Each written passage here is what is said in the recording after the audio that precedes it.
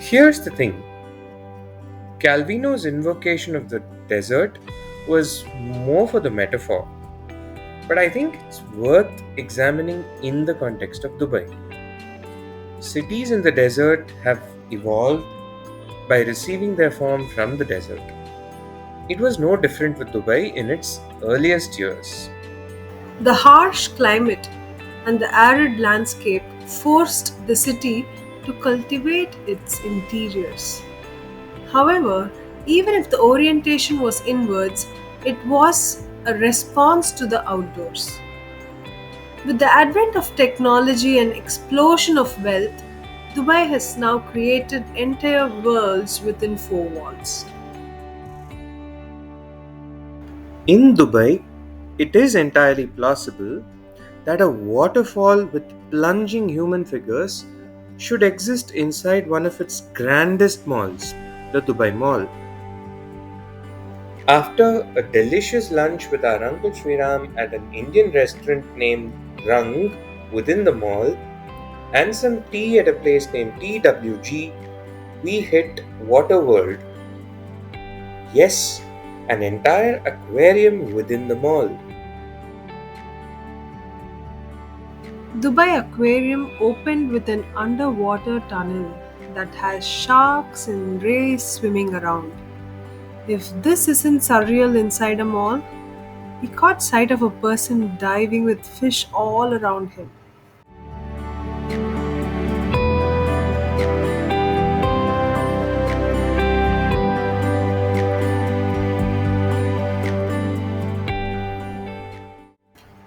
We saw a collection of aquatic life, but none more unique than the paddlefish with its gaping mouth.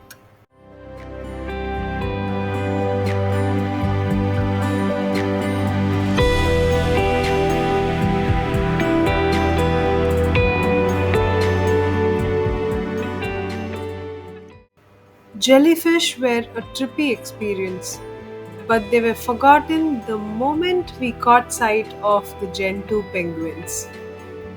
Watching them in Dubai felt really strange. Strange enough, but even stranger was their behavior of queuing up to the door. These are the fastest swimming birds in the world, but they had been reduced to Pavlovian response for the chance to see curious primates in a closed room. In there, we also saw our own kind following SOPs, checklists, and whatnot. We finished with a giant Australian saltwater crocodile, and I was able to wear a smug smile because of the enclosure, I guess.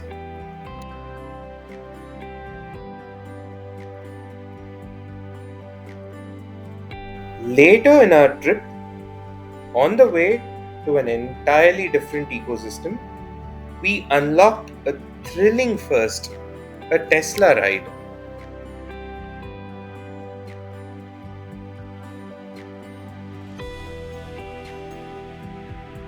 We were at Green Planet, and the name made us expect a kind of indoor zoo with enclosures. Even the structure seemed to indicate just as much. So imagine our surprise as we stepped in and found this.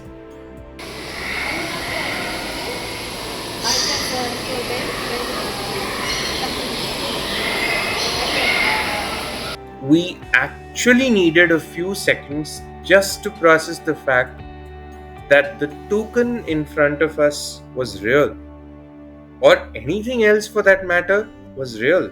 Strangely, though, in the Dubai sense of creating worlds within walls, I guess it was real.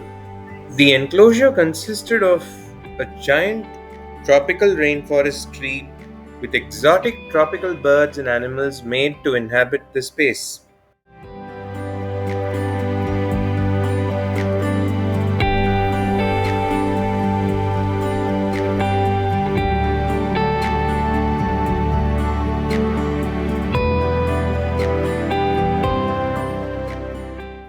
We learned that the tree trunk was artificial, which does explain the lack of dense vegetation typical of a rainforest.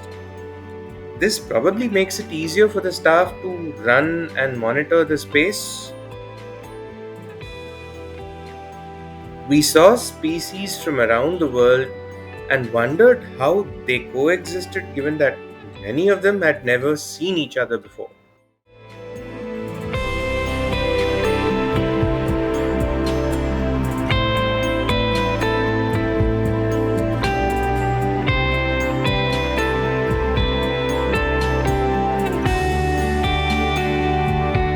Just as we were getting used to the birds, the skies opened up. Or rather, the sprinklers within did,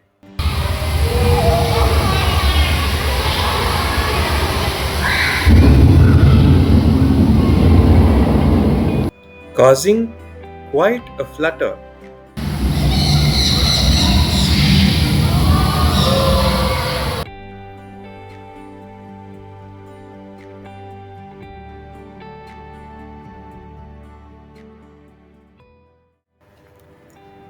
The simulation made an impression on us, even while only adding to the fabrication that this place was.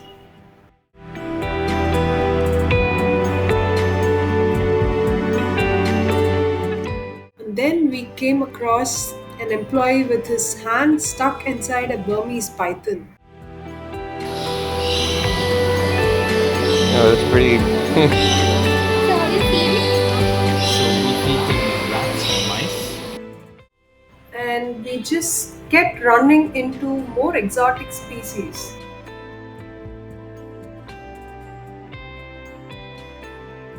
In a matter of days, we had seen a penguin and a lemur and more in Dubai.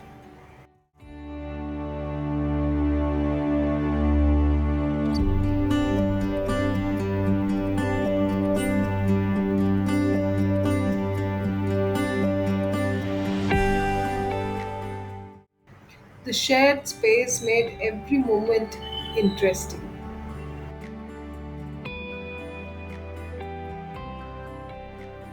In a place that had evoked every manner of disbelief in us, the crowning moment came when we found two birds that we had seen in their native biome, the lower Himalayas in Satal, Uttarakhand, the white crested laughing thrush, and the common green magpie.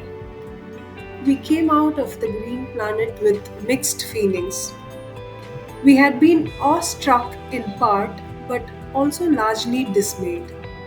However, the debate about birds and animals in enclosures is far too nuanced to be reduced to cliches like freedom. All said and done, the place was an introduction to a biome most of us barely experience at all, let alone anyone in Dubai. This process of mounting a defense led me to an eerie dystopian afterthought. What if we were heading to a future where the landscapes only existed in synthetic realities engineered within four walls? Dubai had tried to conjure a simulation of the rainforest. But could it conjure the future itself? Here we were, on the pathway to the future, not just in terms of time, but embodied by a brand new place, the Museum of the Future. The place was straight out of the Dubai playbook: sparkling white interiors, a corporate veneer, obeisance to religion by way of calligraphy from the Quran, and a whiff of the absurd in the form of drifting fish shapes in the air. The whole thing was ridiculous and yet surreal. For the first experience in the Museum of the Future, we were shepherded into an elevator and told to brace for liftoff.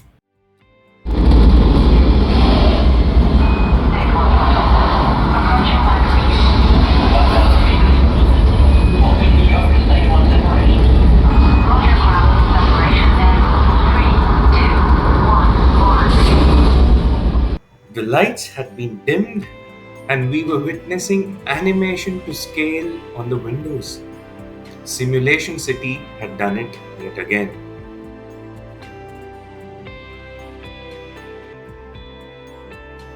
This was Dubai's way of showcasing that the Emirates was the only Arab nation to have its own space program.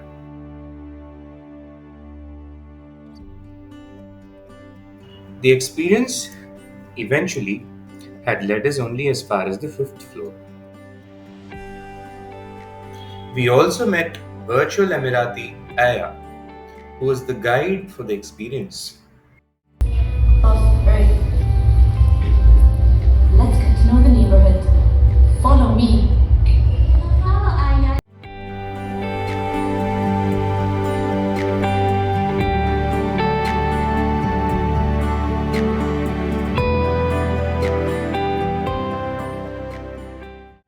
All of this was supposed to be a glimpse of life in 2071. The Museum of the Future had partnered with the technology company SAP to deliver this.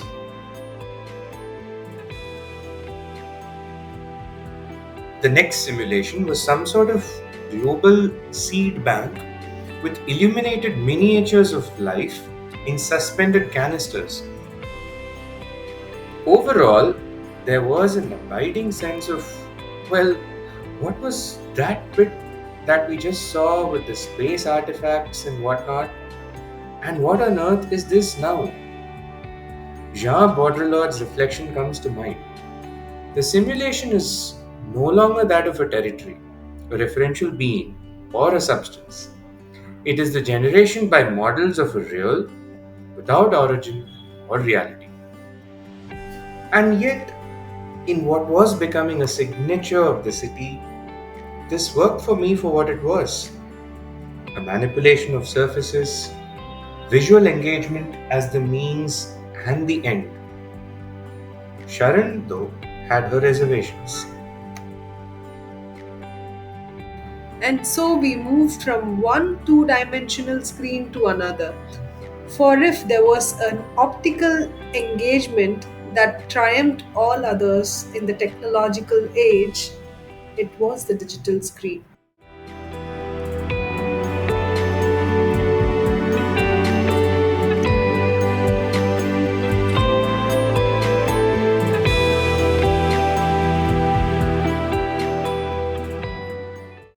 We wrapped with the last experience named the Heal Institute, supposedly a glimpse of advanced healing in the future. Here we were in the midst of a more sensory experience involving light, sound, atmosphere, and vibration, all linked to health. While this was a welcome departure that didn't rely on the primacy of the eye alone, it still felt more like a gimmick. After a raft of darkly lit interiors, we were happier to be in a brightly lit hall filled with artifacts from tomorrow, shown today, as the museum calls it. Like a capsule pod or a jetpack or a cyber dog and a drone resembling a bird, which only took us back to 2019, courtesy the Indian movie Uri.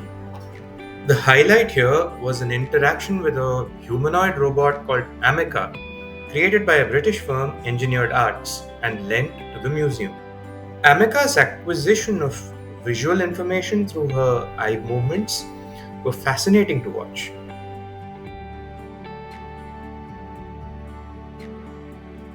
The Museum of the Future signed off with a multilingual display that featured, to our delight, both Tamil and Hindi.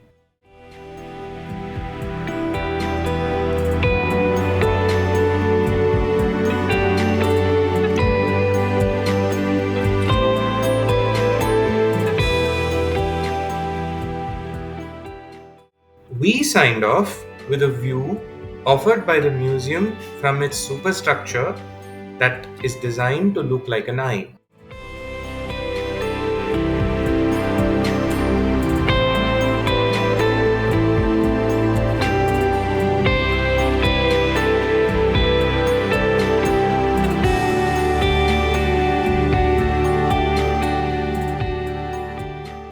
This vantage point offers views of Dubai's arterial Sheikh Zayed Road that are mesmeric.